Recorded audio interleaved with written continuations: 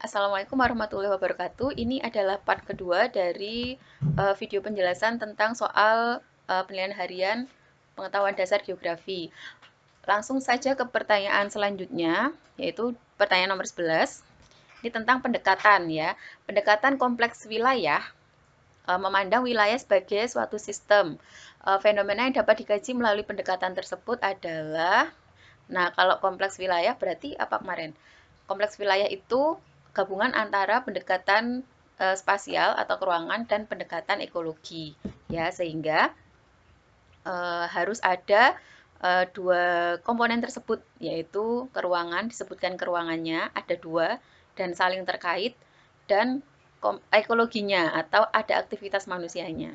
Nah, di sini yang paling tepat ya, yang bisa dikaji melalui pendekatan kompleks wilayah adalah yang A, yaitu angka urbanisasi tinggi menurunkan daya dukung wilayah daerah tujuan.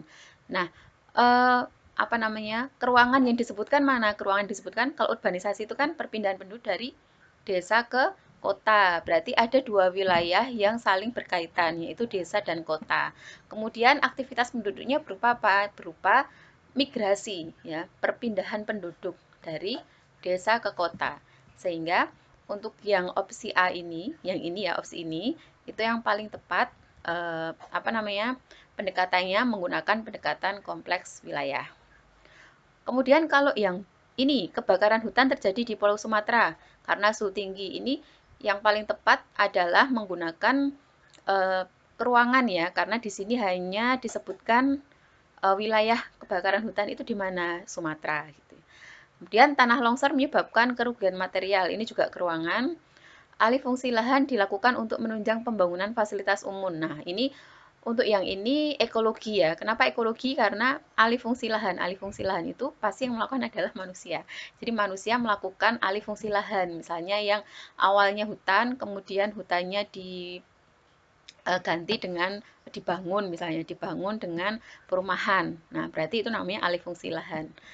Kemudian selanjutnya perbedaan kualitas tanaman pangan di daerah dataran tinggi dan dataran rendah. Ini juga keruangan, walaupun menyebutkan dua wilayah ya, daerah dataran tinggi dan rendah.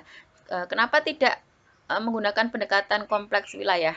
Karena di sini tidak ada aktivitas manusianya, gitu ya. Jadi ingat, untuk yang pendekatan kompleks wilayah harus ada dua komponen. Yang pertama ada ruang yang saling berkaitan, ya minimal ada dua ruang yang berkaitan. Kemudian yang kedua ada aktivitas manusianya. Oke, selanjutnya di perkotaan terjadi pemusatan penduduk seperti permukiman kelas atas, permukiman kelas menengah, dan permukiman kelas bawah. Fenomena tersebut sesuai dengan konsep ini sama seperti yang tadi ya, aglomerasi, yaitu aglomerasi penduduk, adanya pemusatan penduduk di suatu wilayah.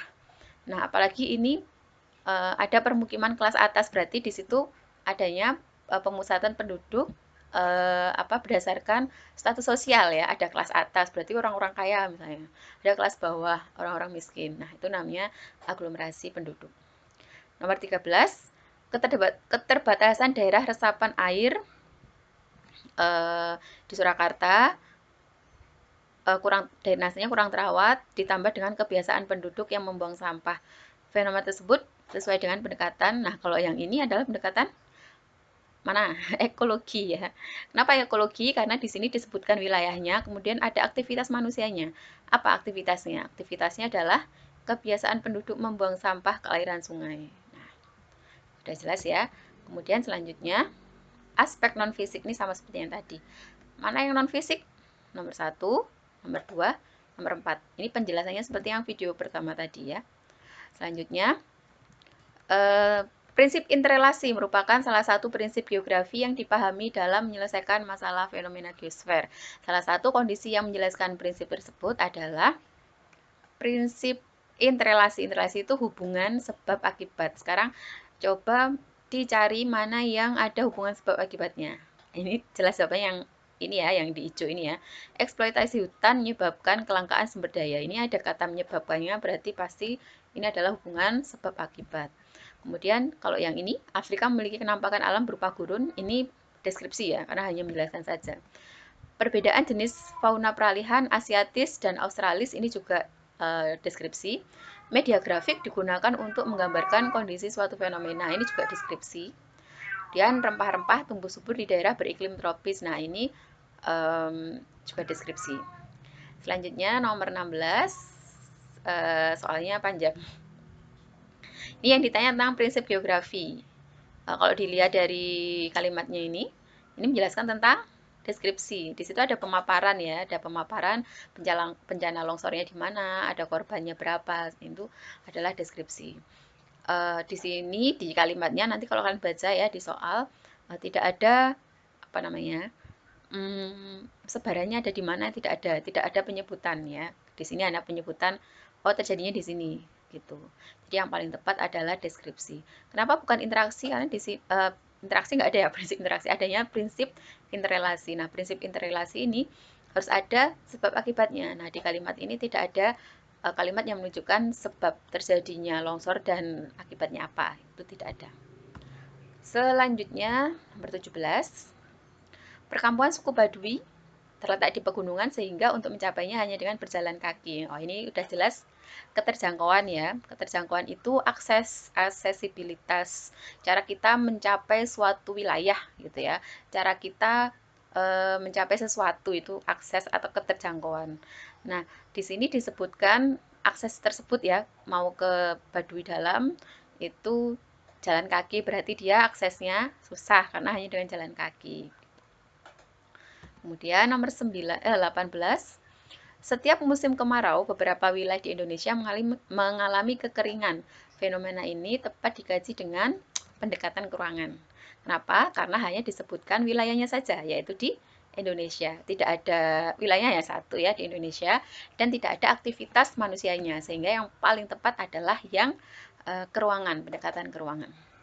Selanjutnya nomor 19, burung jalak di Bali, badak di Jawa Barat, harimau di Sumatera. Nah, ini kalau sudah penyebutan banyak lokasi, pasti ini adalah prinsip sebaran atau prinsip distribusi. Terakhir nomor 20, daerah perkotaan selalu menarik penduduk desa untuk melakukan urbanisasi karena di perkotaan fasilitasnya lebih lengkap. Konsep yang sesuai. Nah, kalau sudah hubungan desa kota, pasti konsepnya adalah konsep interaksi interdependensi.